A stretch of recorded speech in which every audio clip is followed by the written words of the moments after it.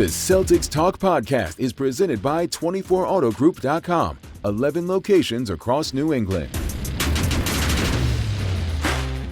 What's up, everybody? Post-game pod coming to you from Madison Square Garden, where the Celtics fall in Game 6. I've lost count, B-Rob. To the New York Knicks. Season is over. Worst birthday ever. Brian Robb, Mass Live. This is my today? birthday. Yeah, terrible. Oh, my goodness. Yeah. Happy birthday, Forsberg. I appreciate it. I tried. What a gift on the floor tonight for you. What a gift indeed. And so the Celtics won Game 5 on Eddie House's birthday.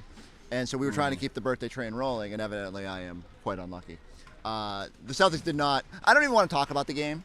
Is that fair? It happened. The first quarter was, I was like, wow, I can't believe they're tied at 16-16. Yeah. And then that was that. I think my most poignant memory is when Drew Holiday hit the three-pointer. It was the first three they'd hit in 20 minutes, and Joe had called a timeout so they didn't count, which is sums up the night for your Boston Celtics. But usually when it ends badly. And unfortunately for a group that had so much good things happen, this is not the way we expected them to go out, certainly not in the second round, but this is what it is. And B-Rob, I brought you on because we're not going to get much of a break. Like, everyone's like, oh, you guys are on vacation. I'm like, nope, it is not happening. What happens with this team? I think a lot. And I don't think if you pull Brad Stevens and his staff right now, I don't think they know yet. Because I think that's fair. Because there's a lot of different ways this could go. But I think the safe assessment was, even before Jason Tatum went down, changes were going to be on the horizon. And now the fact that he is going to be out for, I imagine, a large chunk of next year at minimum. I would think why would you rush him back? Well, that's the thing. I mean, it's and so I know there's been reports about he had a special surgery, so maybe it's Jason Tatum. I'm sure he's going to want to be pushing to get back by February. But no, realistically, it might be a situation where they say we would rather have you back at your very, very best in 26, 27. Take this year, figure some stuff out, develop some guys, and then throw the keys back to Tatum and be like, all right, look, these guys learned a lot, and maybe even that includes Jaylen Brown, getting a chance to be in the spotlight. I also have a pitch for you for the disabled player exception. Ooh. But I'm going to save that for the end. I think, correct me if I'm wrong, it sort of felt like the reality was sinking in as we were talking to players, right? Yes. I think you get so caught up in they're going to try to win this second title, they're going to try to win this title, they're going to get back in this series, they're going to win, and all of a sudden it's like, I saw KP stand up to leave, and he was going around. He wasn't sure whether to hug people goodbye or but it is going to look different, And it could be a lot different. Yeah, and isn't help me process that. It's daunting to fans to think about that we go from chasing a title to next year could look really different. Yeah, because few teams just have the opportunity to bring everyone back like this group did, and it was a 2-year window realistically for this core group. They went for it. Thank God they got the one last year. That was pretty nice to get in the back pocket. Playing a little bit of house money this year. Takes a little bit of the sting out of it. Definitely takes some sting out of tonight. But realistically, yes, between both financial crunch that is there in terms of what they have payroll committed-wise, and also the reality that with Jason Tatum out there, probably it's going to be tough to put together a true contender next year. There is going to have to be a reset at some point. Yeah. And now that might become, as soon as next year, ahead of schedule in order to kind of line up your ducks in a row for Tatum. So I think you look at guys like KP, obviously, Drew Holiday, even a guy like a Sam Hauser, if you will. There's a lot of pieces here that could be on the move, potentially, in not all those guys, but I imagine some combination. Combination, yeah. Exactly. And, look, I keep saying it. I don't think anything's off the table. There's going to be a lot of people that say, isn't trading Jaylen the easiest path? And while I cringe at that because, I think Jaylen's so valuable, and I think your plan is to probably have the Jays together long term, I get the financials of it. It's like you move him, all of a sudden you're way below, and, you have some more flexibility. But ultimately the goal is, and we've been through the numbers on the pod before, but something like, $227 million, $229 million committed right now. That's before Al, before Luke. Right. Either of those guys back? Yeah, I would honestly think a decent chance that both of those guys are back. It depends. With Al, it all depends on the price point with Al. It's like, if Al wants to come back and take a sweetheart deal for a couple years to be back with Tatum, if he has 2 more years left in him, and same with Luke. He's been here for a lot of years now. He can't. There's only so many discounts he can take. Exactly. He's going to get paid. But do they give him some more years to do they he got that no trade clause? But no, realistically, because it's like, where do you go if you don't keep those guys? Because it's not like you have assets to go get replacements next year. Scout was asking us on a postgame show. He said, "What does the front court look like next year? Because if Al does decide, like, I'm older, I just want to chase titles, like maybe he's not back, and that would be an interesting decision because I can't imagine he wants to go start over at another team. But again, the window right now for the Celtics is not next year, so I wonder how that will play itself out. And I didn't have a great answer for him. I'm like, you're not just going to throw it to Nemi, or there are decisions to make here. And I do wonder if part of the calculus with not only trimming salary is, okay, if you're going to move a Drew Holiday, your goal is to get back a rotation level center who isn't making quite as much money, and kind of balance out both the roster and the financials. But going through, when you try to do, like, who could that be? Not a fun exercise. It's tough. Yeah. He's got 3 years. I mean, Drew Holiday, a lot of teams love Drew Holiday. The Celtics love Drew Holiday, but that's a big contract for a guy in his mid-30s. Do you think it's fair that I think there will be a team, I always say like Detroit or the Rockets, like teams that are on the cusp, that need a little bit more veteran presence, that, probably more likely than not would be a Western Conference team, so you don't have to play them until the NBA Finals, because that would be weird, because we know the value of Drew and how much it sucks when you have to play, when the team that lets him go finds out the hard way how good he is. I wonder if, there's a move to make where you could find ways to get younger and more affordable. Yeah, there's without doubt, and because it is, you still look at it, it's like and the front office looks like, who do we want to be here? Like, who do we want to be here in 2 years when we push everything back, or if the Tatum recovery goes great and he's back in February or March, like, you're not going to punt on next season if you've got Jason Tatum coming back in the playoffs either. So they don't necessarily need to make all those moves like this offseason. They can kind of play the wait and see game with some of it, but they certainly have to go through all these scenarios. And I guess the other thing with people say invariably, okay, well, like, maybe KP is the guy they move, but his value, it seems, as low as possible. And even today, he's telling us, still not feeling himself, and they can't put their finger on it, and still doesn't have a firm diagnosis. And it's jarring to hear him detail it. I wonder if you almost have to let him come back and at least cross that bridge at the trade deadline or whatever. But that puts a lot of pressure on you if you're not below the tax at that point. And I don't think Brad Stevens wants to be in that position. So it's just so hard to everyone keeps asking for specifics, and I'm like, I can't tell you that, because so much of it matters on who they can get and what the money looks like, and how Jason Tatum's health is, and it's so many variables. It's so cloudy. It is. And then, like you said, like a guy like Jaylen Brown, there's gonna be, I'm sure, teams that are gonna be just checking in. And which is good, because you should check and gauge value. Right. So no one should freak out if Brad has to explore that stuff. But invariably, I think we know, their hope is that Jaylen develops into an even stronger presence in that sort of 1A, 1B role. Right. The game 5 you saw from Jaylen was that's exhibit A of we want to build around the Jays for the long term here. But when just the Tatum situation, when an injury like that happens, you have to, it's the job to look through everything, and Jaylen might be part of that equation. We have a whole summer to dissect this, but I am going to give you my one little wrinkle. Please. Okay, so if Tatum is ruled out by that NBA doctor for the year, they get you wrote about this, right? They get the disabled player exception. Yes. It is essentially, it can't, because it's usually half of a player's salary, but he makes so much money. Right. It would be the mid-level exception, $14.5-ish million. Yes. You can use it as either to sign a player, a free agent player, or you can trade for a player in the final year of their contract. Correct. So, what do you got? Scoured the internet for it took me 30 seconds for a player making less than $14 million who is in the final year of his contract. And there is a center in Portland who wears number 44. Robert Williams is coming back to Boston. Wow. I think you stack 2 draft picks or whatever, not first rounders. I think I don't think they're going to demand a ransom for him, although he was a key piece of that trade. But given his injury history there, and they're probably I don't know, what their cap situation is probably pretty advantageous, given they have a bunch of young guys. I wonder if you could just sneak back in there and get Rob back on the roster.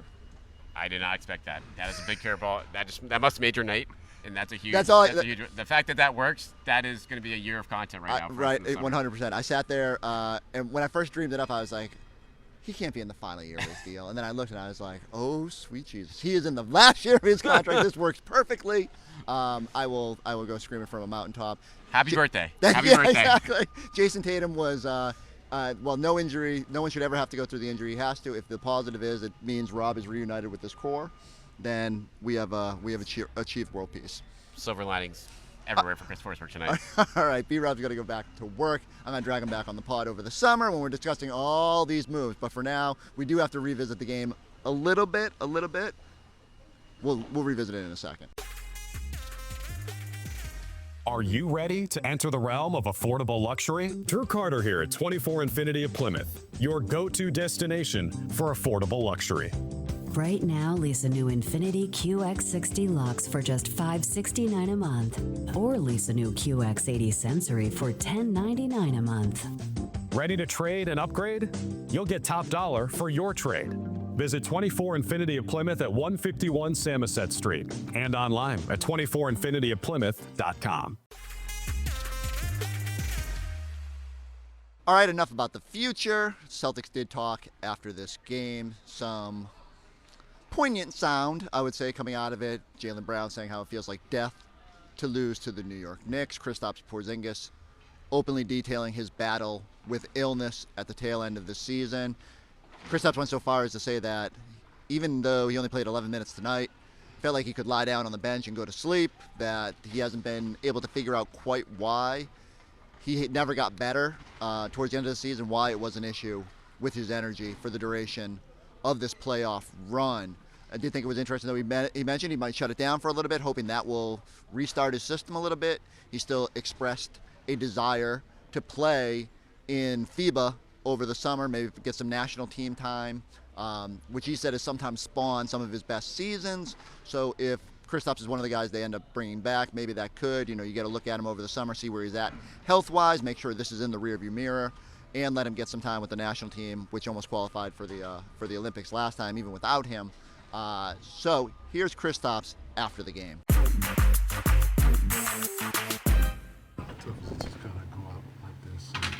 Team, a proud team, a championship team, you kind of not give your best when you needed to. Yeah, extremely tough night for us. Felt like nothing was going our way, and the game was easy for them. Many things that just were not clicking for us, and from the beginning they just created that lead. We didn't really have any good moments in the game to kind of get back there, and it was just a tough night and tough way to end on this note. Kristaps, how frustrating personally is the last couple of months been for you to just have to kind of fight through this, not really be sure of what to do to get out there the way you want to be? Right.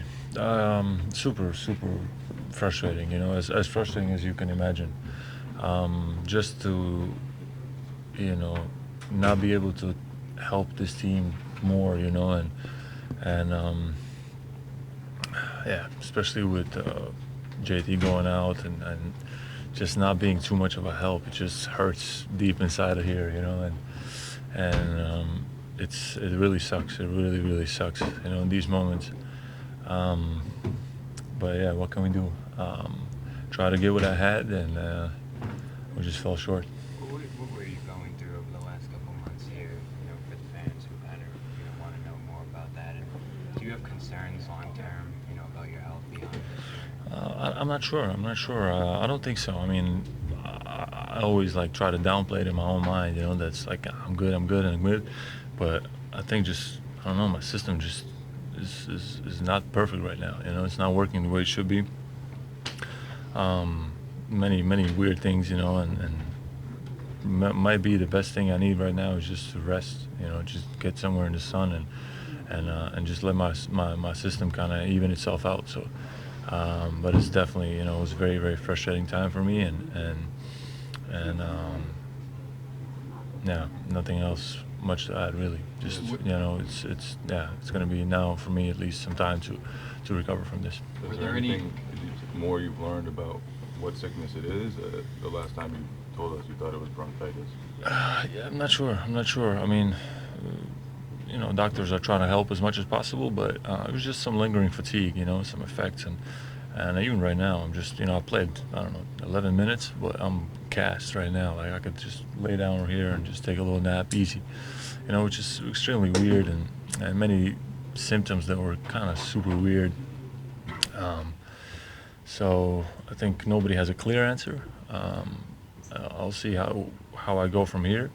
maybe I do some extra testing, some extra stuff, and see if we find something. But if not, maybe just a reset for my whole system, and that will get my energy levels hopefully back up.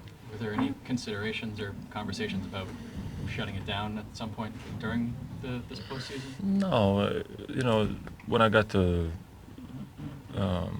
approval from the doctors that they don't believe anything serious can happen. They tested my heart, everything. Then it was just a matter of me how much I can give, and I tried to give what I had, but it wasn't much, as you could see. But yeah, it was there's no bigger risk, so I was able to play. When you reflect on the past 2 years since the moment you were traded to Boston, how would you characterize what these 2 years have been like, and kind of what you guys were able to accomplish, and just what the experience was like? Yeah, it's been unbelievable, honestly. If you purely look from my own perspective, it's been up and down. Tough moments. Even last year, but then the big objective that we were going for, we achieved it, and it was nothing sweeter than that, right? And then to try to do it again this year was a big challenge, and myself also coming back from injury again into the season. I had to have a surgery. It's not the easiest thing to do, and just some bumps on the road all the time, and but at the end what it does is just fortifies your mind, and I always take it that way, and this weekend was a tough challenge for me personally. Ends on a bitter note like this, but I think we all have to go home and know that we left everything out here, and then you can sleep at night. Last year, you obviously brought everybody back pretty much. How do you digest now the realization there's a good chance this group won't look the same moving forward? Yeah, I don't know about that. I haven't thought about that too much. We've been locked in on the playoffs, and we'll see what the future holds. But right now, we're just digesting this loss, honestly. Aside from just getting healthy, what do you kind of want to get out of the off season? Just working on the game or anything like that? Yeah, just obviously, I mean, there's things for me to improve, always, and the main thing for me now is just to let my system just, get into a normal state, and get my energy back up, and then I'll start to look into maybe some things outside of basketball at first, and then, obviously have the European Championships later in the summer. So I'm excited about that, playing for my national team, and I've always performed well the year after national teams, the season after the championships, just because you're in a rhythm already, and which I didn't have this season. So this summer I expect a nice bounce back for myself, and then heading into the next season. Final question, Kristaps. You played for New York. Did you feel the excitement of the city, particularly in these games? Yeah. Of course, it was. Honestly, the support from the Knicks fans was through the roof tonight, and all throughout the playoffs. Unbelievable fans, unbelievable city, and there's a side of me that's very, very happy. That's very happy for them, and yeah, I wish them nothing but the best. They're class players that we played against, and they've done great things, and I wish them nothing but success. All right, and then the one guy who tried to bring a little bit of levity was, or at least perspective, was Jaylen Brown, who admitted it stings, not the ending that the Celtics thought would happen, that he, while he didn't want to really think about the future and the roster changes that could occur, he did say, like a good leader, that the Celtics will come back stronger, that he believes that they can find ways to improve next season, and even with Jason Tatum's health concerns and his recovery looming over this team, Jaylen is ready to lead this squad. So here's Jaylen Brown at the podium. It stings, as it should. Anytime, losing stings, especially finishing your season like this, but it just wasn't our year.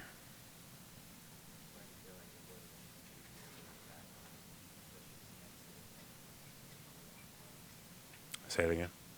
Why do you feel like it wasn't your year? And obviously, you went through a lot physically this year as well. Did it just kind of feel that way for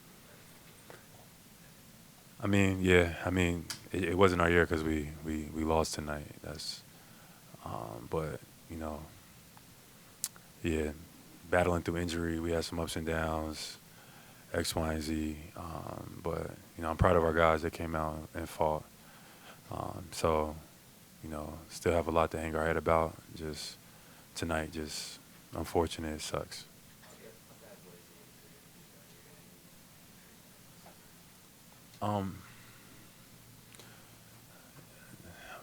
Nothing to talk about right now, but we'll see how the next steps, and you just kind of sit back and process and see what the next steps are. Jaylen, you've consistently used the offseason to come back a better player. Do you know what you want to work on this summer, or does that take time to refine and then go after? You take time, sit back and kind of figure it out. But, I'm excited. Things didn't go your way this year. Things didn't go our way this year. And it's unfortunate, but, we hold our head up regardless. Losing to the Knicks, feels like death. But,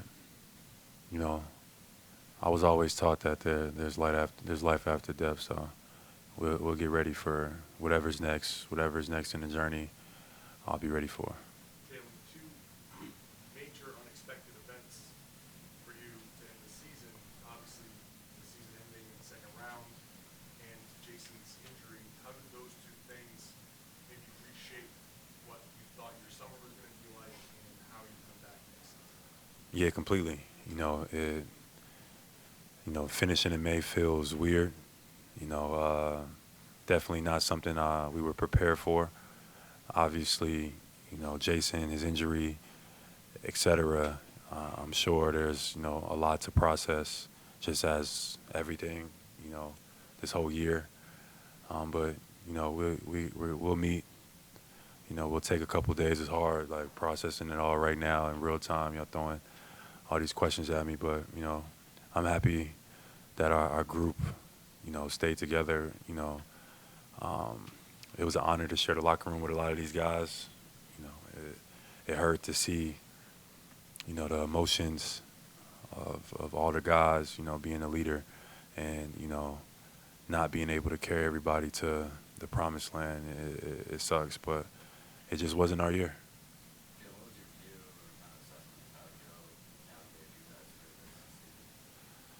I thought we had a great year. Joe prepared us as best he could.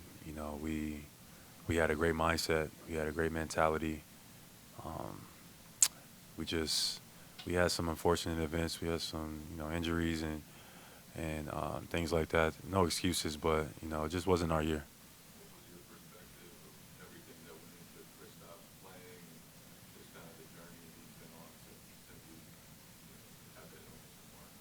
For sure. KP's been a large part of our success, our recent success last year, even going into this year. In the playoffs, he wasn't feeling his best, but we appreciate him getting out there. And KP is a tough guy. He has a great mentality, a great approach about himself and his game and his body. It's a tough process for everybody, but KP. From an injury perspective, he was available all year long. He helped us all year long, and it's just unfortunate that it ended this way. You're used to not winning the championship. That's the norm, right? So last year you guys do it, you don't have to deal with this feeling. What does it feel like now coming up short compared to before you experienced this like championship? What feels different about not winning now that you actually know what it's like to win the championship? It feels the same. It almost feels worse. We were trying to do something special, go back to back. We had a great group. We played well all year, so I think this probably stings even more. We just had some unfortunate events, some injuries. Personally, I had some stuff that I was persevering through, and it just, it caught up to us in the end.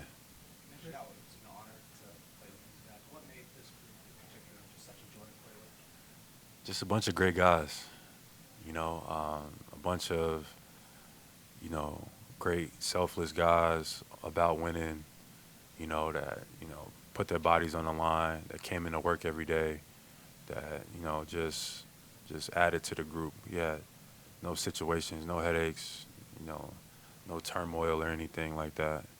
And, that's most important, that our group we had a bunch of great days together. We didn't win in the end. Last question, Gary. Tim, is this being kind of knocked back to the bottom of the mountain with other teams?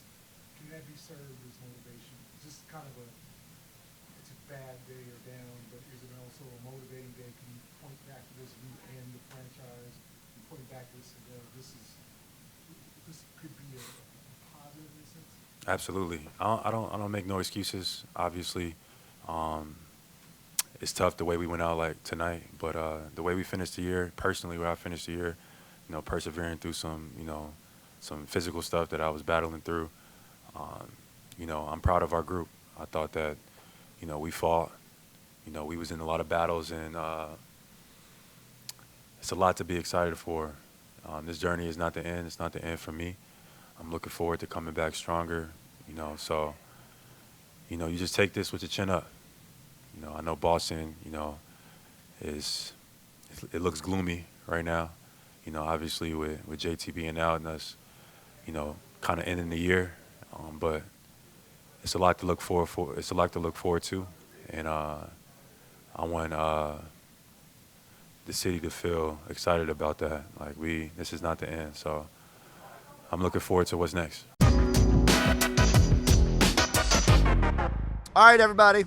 Been a fun run. I think our first podcast this season was over in Abu Dhabi during the preseason games, and it ends here in New York. I want to thank you all for hanging out throughout the season. While I'm saying goodbye to the 24-25 campaign, it's going to be a pretty crazy offseason. I suspect we will be plenty busy on this podcast. There will be emergency pods galore as news and deals come out. Should be a busy offseason for Brad Stevens, but I'm thankful for y'all for tuning in, not only during this playoff run, but for the totality of the season. Post-game pod, we'll probably be back next season, but like I said, Celtics Talk will keep cranking. So go like, go subscribe, go check us out on the YouTube page. I'm going to get the hell out of New York. We'll talk to you next time on the Celtics Talk Podcast.